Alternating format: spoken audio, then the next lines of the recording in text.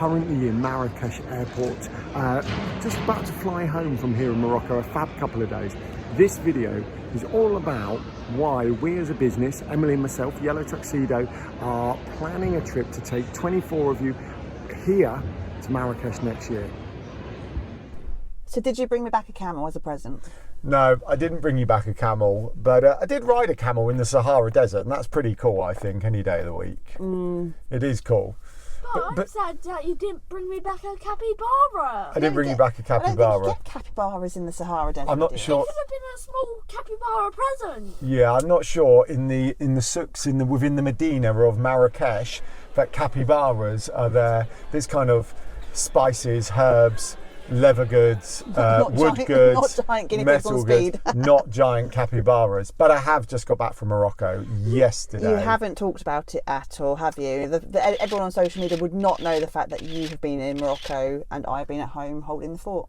No, that is true. But why was I in Morocco? Because Well, this is true, actually. You need to do a backstory. True story. Two things have collided, haven't they? you have this annual thing with your really good mate Tom, where you go away, what used to be a booze cruise to France to get our Christmas wine. 2009, we reckon, was the first one. I could allow that because I benefited from the Christmas wine. We all did. That then turned into a day trip to Bruges for steak tartare and Bruges. Yeah, we worked out we could drive to Bruges and back in the same day, so we did. And then that went. I'm having an Paris. It was Paris. Then it was an overnight to Poland. Well, sorry, yes, but there was like a 10-year gap. We worked Doesn't matter. out. Your booze cruise to France is now what? 2 nights in Morocco. You went to Madeira last year. We did, and Poland the year before. Where's my Christmas wine, Alan? It's still in Calais. Anyway, so this happened to be a Morocco trip that you planned. He surprised his friend. You did, I did. badly because he talked about it on social media the day media. before he flew out. We all make mistakes, right?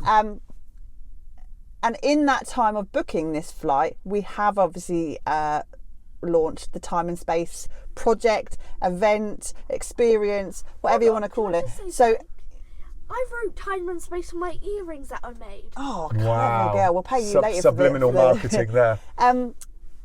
So it was a personal trip this time, then turned into a bit of a business recce, and you are going out again in 2 whole weeks. For more record. I quite like Then how... we're going again. Like, we've got Lydia Rose here, which is fab, but we have stuff we actually want to share. And Inset days that teachers planning to ruin our lives. Right, just hold up a little bit. There's stuff we actually need to say. Then chip in. Have you brought your phone? Look at your tech. Yeah, get on your iPad. I Do can't. some doom scrolling. Right, long story short, it works like this. So, yes, I was planning this surprise trip for my mate Tom to But Morocco. you let out the bag the day before you But flew. I let out the bag the day before.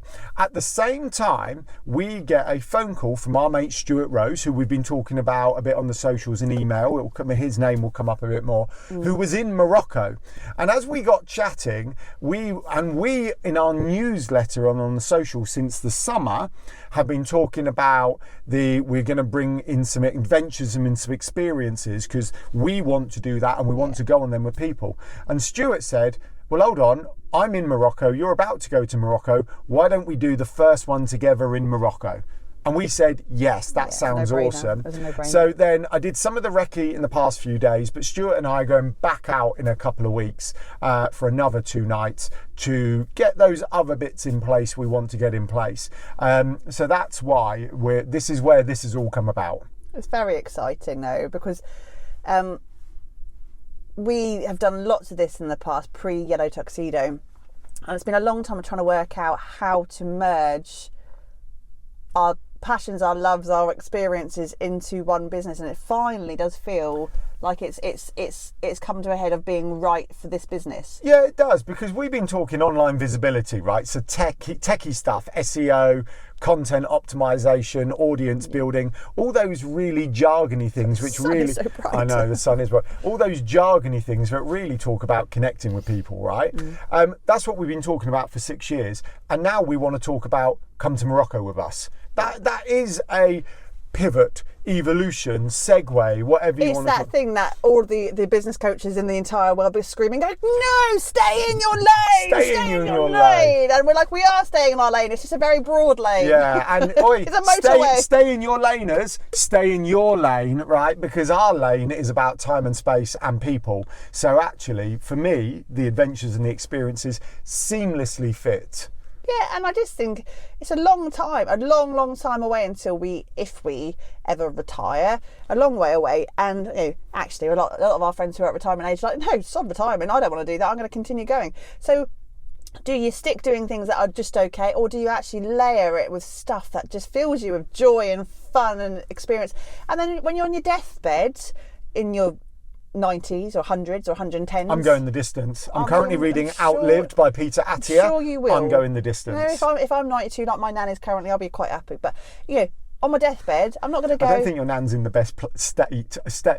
What word would I use Don't here? put that on a YouTube video. Oh, She's okay, great. sorry. We're having She a is family event tomorrow, and she's going to love it. She's going to be completely aware that 20 of us. If she knows we're there, yes. Anyhow, I don't want to be on my deathbed going, oh, I wish I could. Because I said this to you in a post the other day, in a meeting the other day when we were chatting it through. Some stuff's happened over the last couple of months and years with, personally, with friends and stuff, and life's a little bit short and you realise it's a bit short. And I don't want to be going like, I'm working really so hard in the business to kind of be the best in the business or to grow it to this size or to do this, because what happens after when you've got to that? What have you got to show for it? A lot of stress and anxiety and time that you've had to sacrifice with your family and your friends because you've been going so fast this way. Bringing it back a bit so you can still do all those things, but give yourself that time and space to enjoy the ride at the same time. And this is what that trip's about. It is a business trip. Business people will be going on this trip, but it's not a business trip. There will be learnings that we didn't plan that. We did not plan that. There'll be learnings that come out of it. There'll be things that you can apply to your business. There will be things that your life. You might get that creative inspiration to go in a different direction. There are so many things that come out of just a little bit of time away from doing the mundane and going to your desktop and opening out your emails and chatting through the same stuff, because that stuff will always happen. That stuff will always be a block to you saying yes to things. So make the space. Well, yeah, absolutely. I'm only basically I'm going to reiterate what you said in a fractionally different way and add a couple of new things like in, you do, like we do to each other. I told you this is what happens. You plant the seed with these guys, and they kind of come around and go, oh, that's a great idea. Yeah. So, but there are lots of things that we link in, isn't there? Like business on your terms. There's and then what. And the reason we're doing these videos is because we wanted to get we wanted to get out from around the table, because that's where we work every day. And I saw a great thing from Grant Notman about my table, but that's where I store my mince pies. Yes, Grant. And but Kieran was also saying, actually, I love the fact where you guys live in the countryside. Do you want to share some? So yeah, we're near the village of Upham today in the South Downs. Spot. We've come to this spot because we've got Lydia Rose. It's nice to get out from the house. But this is where we had the last time we were here, enjoying this beautiful countryside. That I'm sure, Alan, you're going to do some B-roll later, aren't you? Insert B-roll. Insert B-roll. We had a really good kebab. We're so rock and roll. We had a kid-free night. The kids were on a sleepover with grandparents, and we could have done anything. And we could have gone out for a meal. We could have gone to a pub, but we couldn't decide, and it was getting really stressful. So we went to the local kebab van down the road, which is also marvellous. Very good kebabs. Thank you very much. Shout out to the kebab van. Bishop's Waltham Chase. Sorry. Doner meat and chips, and you have a cheeky small doner. Small doner always. And shout out to grandparents. Shout out to grandparents. And then we came here because actually this view far outweighed any pub garden in the summer. I really enjoyed it. So hold on a minute. Oh my goodness, we're laying them, like building them up and knocking them down. It's like we always know what we're talking about. So we came out here for some time and space. I know. We know, that's the point. We came out here for time and space and a kebab, but this time and space things just make sense. Oh. We're not reinventing the wheel. I think this has been around for a long time. I think we all forget though. We know we should be doing it, or we have the opportunity to do it, and we can say yes to these things, but we kind of get ingrained in the life of the melee of life. Don't do a Zamo. Don't say no. This is a say yes thing. Who the hell is Zamo? One day, who are these kids? They don't even know they're alive. No, that's the title for the video. Who the hell is Zamo? We'll see. So yeah, we are right. I don't know what to say. It doesn't matter. So I'm really glad you're back. Thank you. I'm really glad you're going again. I missed you. Thank you. Lily I Rose missed did you all miss too. you, which is hilarious because actually there was no fighting, no screaming, no crying. They did as they were told for 2 days. So That's not what I heard, but that's fine. it was calm as a calm Okay, thing. okay. That's not what I've heard from the kids, but Who that's told fine. you that? Well, we'll save that off camera. It was brilliant. I really Yeah. enjoyed the piece. Right, let's go Who the and... hell is Oh, that? and if you've missed our first car cast, you can probably see that about there. And if you're new to the channel, likes, subscribes and comments are always appreciated. Weldon, you're such a YouTuber. Bye. Comment down.